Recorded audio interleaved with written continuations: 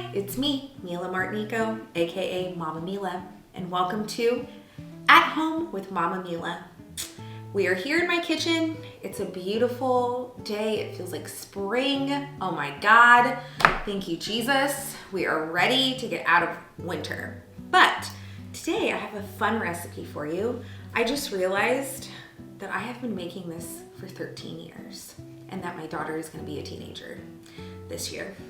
And that's scary. But we are gonna make the easiest homemade white bread you've ever made in your life. This is actually an Amish recipe that was given to me by a lady who's dead in the church. But to be fair, she died last year. She was like 95. But anyways, she told me that she got this from an Amish lady.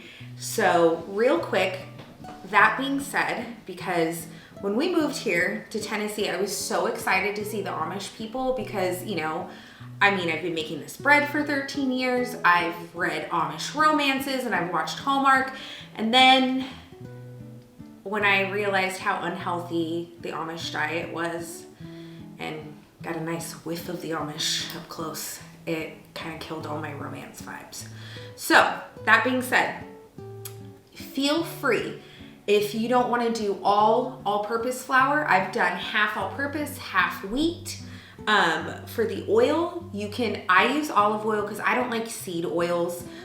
Feel free to use whatever oil you want and whatever oil makes your family happy, okay? So don't be like, wow, she uses all-purpose flour. Listen, this is Amish white bread, okay?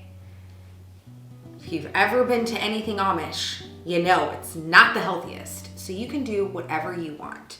But I will say, I will eventually do some more reels and show you how you can turn this recipe into dinner rolls. I've turned them into cinnamon rolls, and I've turned them into monkey bread.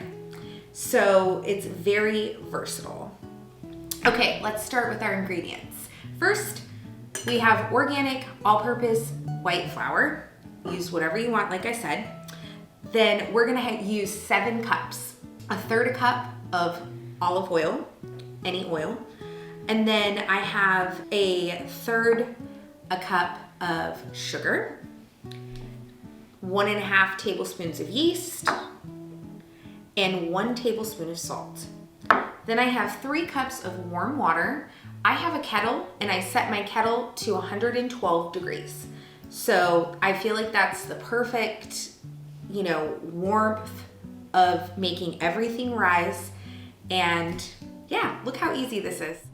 Okay, first off, we're gonna pour in our water. Then we're gonna add in our sugar. Then we're gonna pour our yeast on top, and we're gonna wait a minute or two. We're gonna let it bloom for a little bit, and then we are going to add our salt.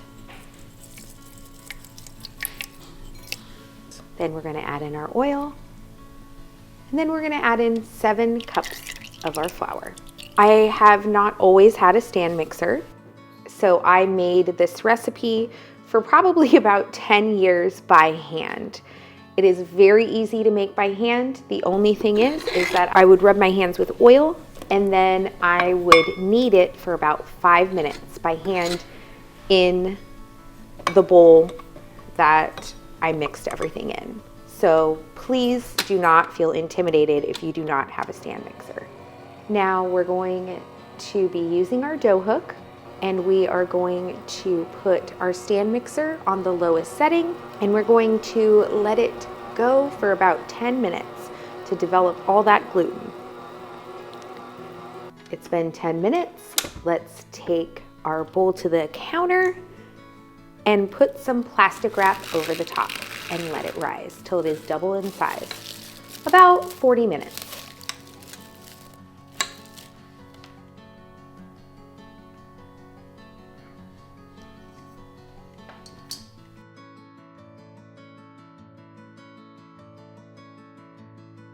Well, guess what?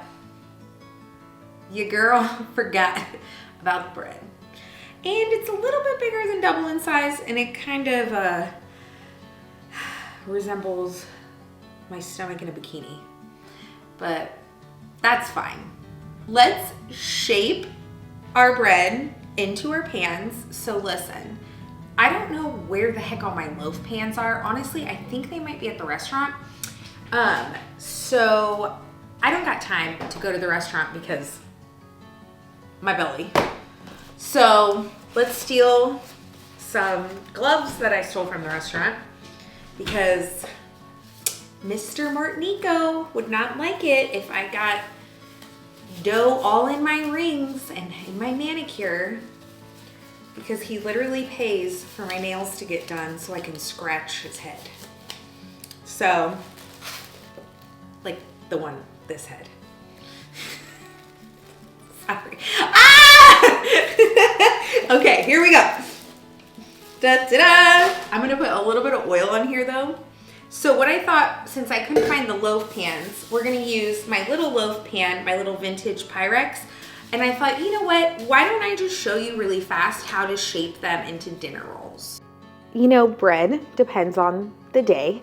Look, it's a little too wet for making rolls. So what I'm gonna do is I've got half a cup of flour. I'm just gonna add a little bit and I'm gonna mix it and make it just a little bit drier. Yeah, that looks better. That's the beauty about like bread. You know, you can play with it. You can add a little bit more flour, a little bit more water, but everything always depends, especially here in Tennessee, on what is going on with the weather, baby. So I'm gonna punch down the dough and then I'm gonna take half and stick it right in our loaf pan. This makes 2 loaves.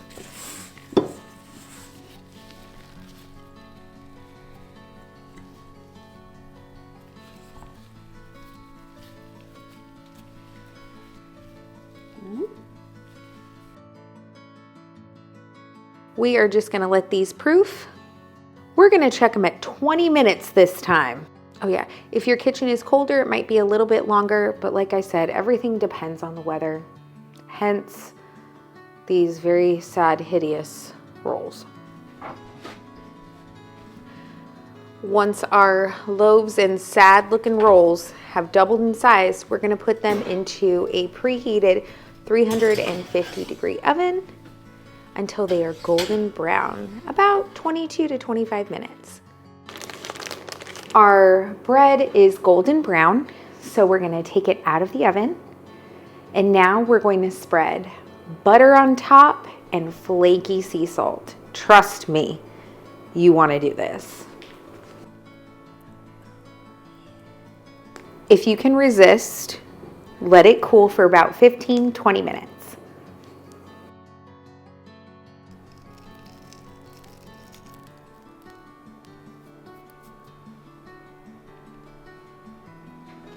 Okay, friends, we are back. Look at our bread. It is cooled. It's still a little warm, but we are gonna take it out of here and slice ourselves a piece. Oh my God. That looks like a freaking professional.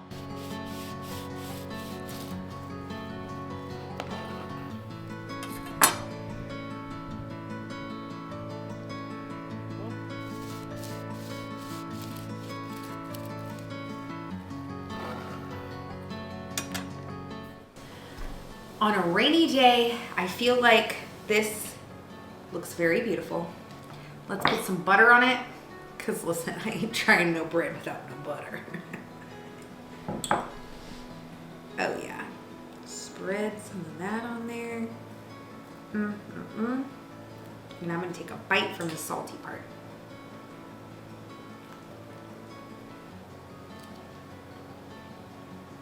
It's delicious. You know who's gonna be really happy? My husband. When he comes home from a long day of working. And when you cook all day, the best thing is a sandwich before you go to bed. Many a nights I make him a sandwich. So I'll be making him a sandwich tonight when he comes home on my homemade bread. And he's gonna love it. It's so good. Meanwhile, I have to show you something. Look at these and how sad. They look like they're about to breastfeed their 5th child, like me. But it's okay. I'm probably gonna turn that into French toast tomorrow morning. So it'll always be good. Thank you so much for joining me on another episode of At Home with Mama Mila. Let me know if you try my recipe, and don't forget that I love seeing you at the restaurant. I love being with you. I love talking to you, but most of all, I just love you. Thanks for being in my kitchen with me today. And as always, Tanti Machi. I'm actually really full. I wish it was summer. This would be so good with a big old slice of tomato. Oh my God. A tomato sandwich on this would be so good. You want to talk about what this is?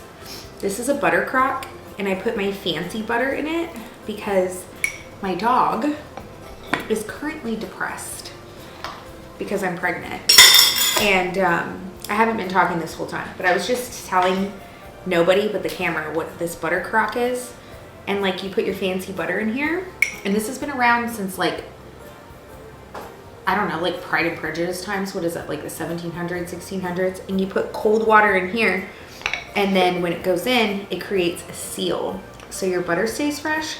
But I had to buy this, and I had to buy a marble one because my dog is depressed that I'm pregnant, and she keeps eating whole loaves of bread and sticks of butter, which, I mean, you can't blame her because I would also do that being depressed, but yeah.